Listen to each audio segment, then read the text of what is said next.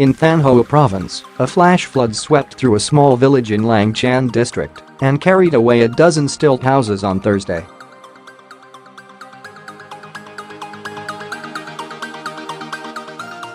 Several communities are still cut off after mudslides covered roads.The tropical storm made landfall Wednesday, damaging infrastructure and destroying crops in the Thanh Hoa and Nghe provinces.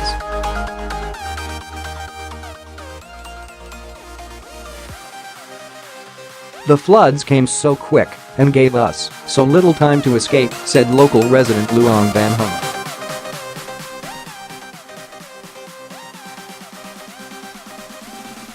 Some managed to run to high ground, but others got swept away in the floods.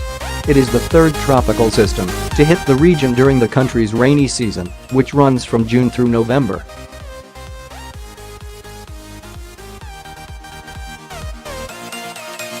AFP reports 389 people lost their lives during last year's monsoon season.The rain stopped over the weekend, but the National Weather Forecast Agency said Tropical Storm Ampil is heading toward northern Vietnam this week.